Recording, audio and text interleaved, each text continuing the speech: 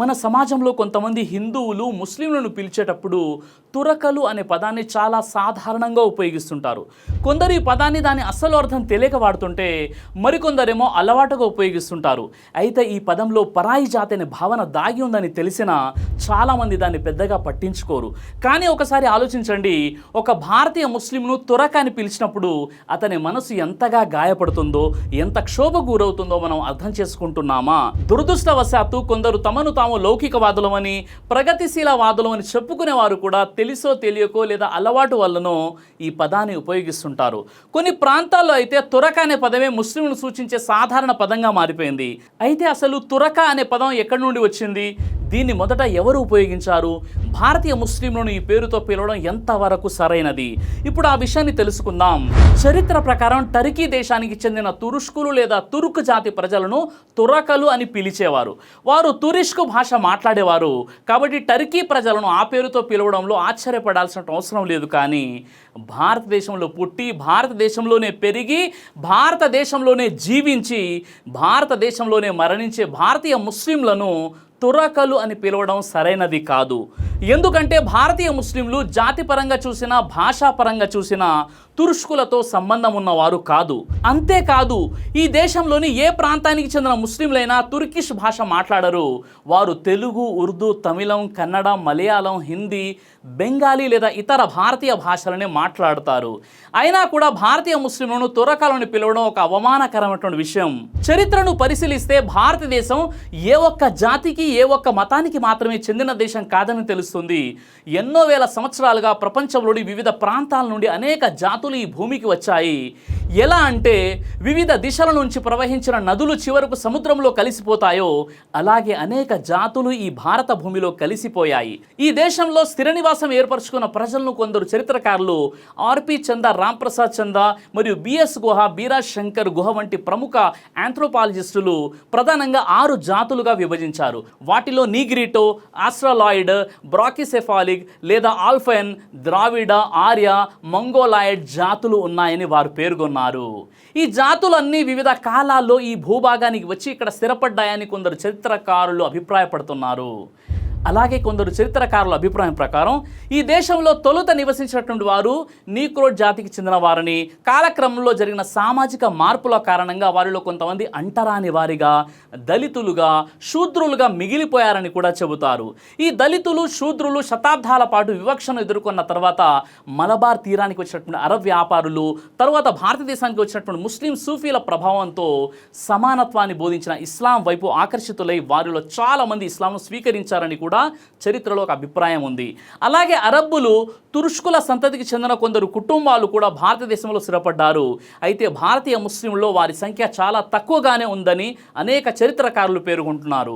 అదేవిధంగా విగ్రహారాధన పట్ల ఆసక్తి కోల్పోయిన కొందరు అగ్రవర్ణాలకు చెందిన వారు కూడా ఇస్లాం బోధనల పట్ల ఆకర్షితులై స్వచ్ఛందంగా ఇస్లాం స్వీకరించినట్లు చరిత్రలో ప్రస్తావన ఉన్నాయి. అందువల్ల నేడు భారతదేశంలోని అత్యధిక ముస్లింలు ఈ నేలలోనే పుట్టి పెరిగిన భారతీయులే.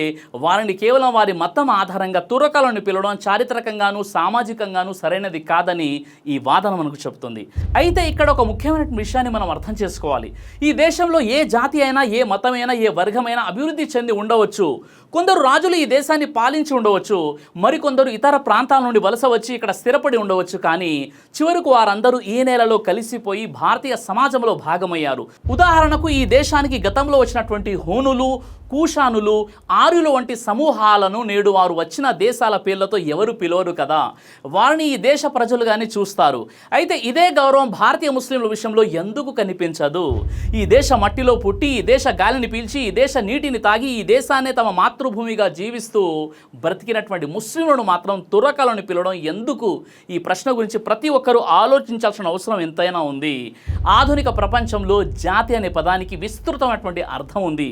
నేటి ప్రజాస్వామ్య వ్యవస్థలో ఒక దేశ పౌరులు వారు ఏ మతానికి చెందిన చెందిన వారైనా, ఏ భాష మాట్లాడినా, ఏ సంస్కృతిని అనుసరించినా ఆ దేశ పౌరులుగా ఒకే జాతికి చెందిన వారిగా గుర్తించబడుతున్నారు. రాజనీతి శాస్త్రవేత్త కార్ల్టన్ జేహెచ్హెచ్ తన ఎసెస్ ఆన్ నేషనలిజం అనే రచనలో రాజకీయ ఐక్యతను, సార్వభౌమ అధికారాన్ని కలిగి ఉన్న ప్రజా సమూహమే ఒక జాతిగా పరిగణించబడుతుందని వివరించాడు. ఈ భావనను నేడు ప్రపంచంలోని అనేక దేశాలు ఆమోదించాయి. అంటే భారతదేశంలో నివసిస్తున్న హిందువులు, ముస్లింలు, క్రైస్తవులు, సిక్కులు, బౌద్ధులు, జైనులు అందరూ భారత జాతికి చెందిన వారే. వారి మతం వేరైనా వారి జాతీయత మాత్రం ఒకటే, భారతీయత.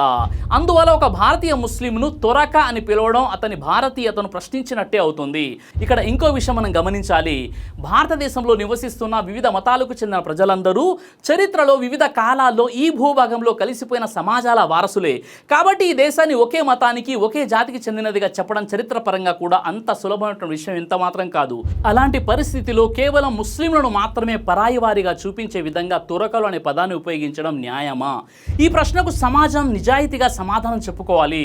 ఈ వాదన ప్రకారం భారతీయ ముస్లింలు కూడా ఈ నేలలోనే పుట్టి పెరిగిన ప్రజలే. ఈ మట్టితో, ఈ సంస్కృతితో, ఈ దేశ చరిత్రతో వారికి కూడా అంతే బలమైన అనుబంధం ఉంది. కాబట్టి వారిని తురకలు అని పిలవడం కంటే భారతీయ ముస్లింలు లేదా భారతీయ పౌరులు అని గౌరవంగా సంబోధించడం సమాజంలో పరస్పర గౌరవాన్ని పెంచుతుంది. ఈ పదాన్ని ఉపయోగించడం వల్ల కొందరు ముస్లింలలో తాము ఈ దేశానికి చెందిన వాళ్ళం కాదేమో అనే భావన కలిగే అవకాశం ఉందని కూడా ఈ అభిప్రాయం చెబుతుంది. కాబట్టి సమాజంలో ఐక్యతను బలపరచాలంటే ఒకరినొకరు బాధించే పదాలను కాకుండా పరస్పర గౌరవాన్ని పెంచే భాషను ఉపయోగించడం అవసరం. అందువల్ల మన మధ్య భిన్నత్వం ఉన్న భారతీయత అనే బంధం మనందరినీ ఒకటిగా కలిపి ఉంచుతుంది. కాబట్టి వారిని తురకలని పిలవడం కంటే భారతీయ ముస్లింలు లేదా భారతీయ పౌరులని గౌరవంగా సంబోధించడం సమాజంలో పరస్పర గౌరవాన్ని పెంచుతుంది. ఈ తురకలు అనే పదం ఉపయోగించడం వల్ల కొందరు ముస్లింలలో తాము ఈ దేశానికి చెందిన వాళ్ళం కాదేమో అనే భావన కలిగే అవకాశం కూడా ఉంది.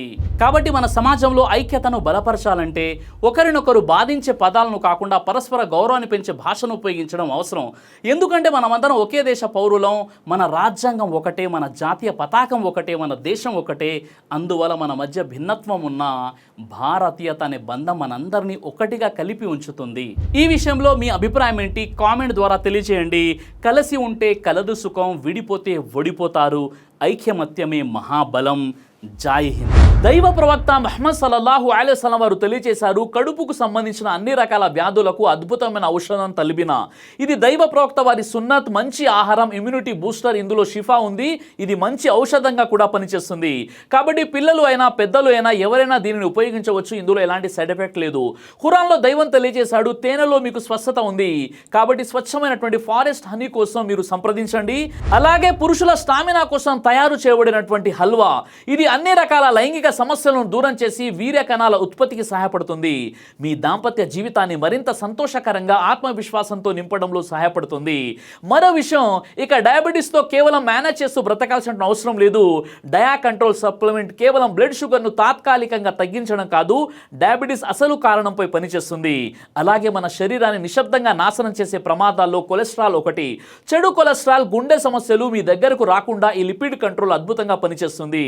ఇందులో ఎలాంటి సైడ్ ఎఫెక్ట్స్ లేవు. ఇది కంప్లీట్గా హెర్బల్ ప్రొడక్ట్స్. కాబట్టి స్క్రీన్ పై కనిపిస్తున్నటువంటి నంబర్కి ఫోన్ చేసి ఆర్డర్ చేసుకోవచ్చు. కొరియర్ ఫెసిలిటీ కూడా అందుబాటులో ఉంది.